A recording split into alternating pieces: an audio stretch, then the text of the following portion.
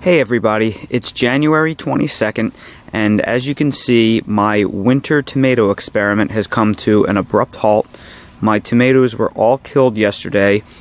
The past 2 days have been by far the coldest day of the year, and if you've been following my channel for a while, or if you've looked through my videos, you'll see that I was performing a winter tomato experiment.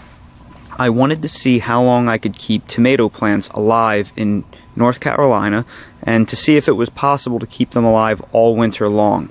And honestly, we've had a fairly mild winter in terms of lows, so as you can see, it's probably not possible, and I'll link to that video above.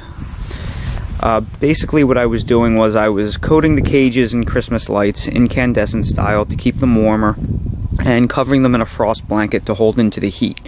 But the other night we had a low of 25, followed by a high of 38.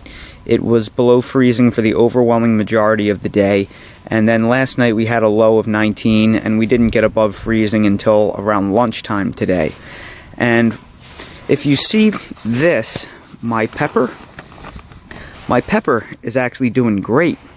And that to me means that it's probably not the temperatures that killed everything, but rather the wind chill that killed everything. And that pepper that you see is just lower to the ground, so it's protected from the effects of the wind.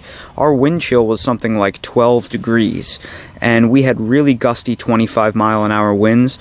So I'm going to attribute the deaths that you see in front of you more towards the wind than the temperature itself. So I'll give you a little sweep so you can see the damage.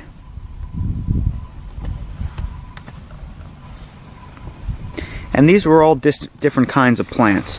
The one on the right is a Brandy Boy, and then I have a couple of Dwarf Tomato Project hybrids. This is a steak sandwich hybrid, the big one here.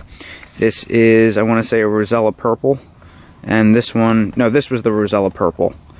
This other dwarf was a Dwarf Firebird Sweet, and this was, I believe, yet another Rosella Purple, because I've had great luck with them setting fruit in the cold. But as you can see, we're not going to go any further this year with this, so I'm going to take these all out.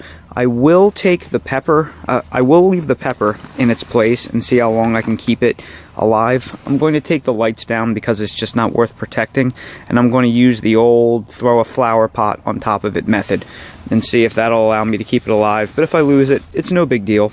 I just wanted to do this as an experiment. It wasn't anything serious, so it's no big loss, nothing to be upset about. But it does make me a little more realistic about what you can accomplish in North Carolina.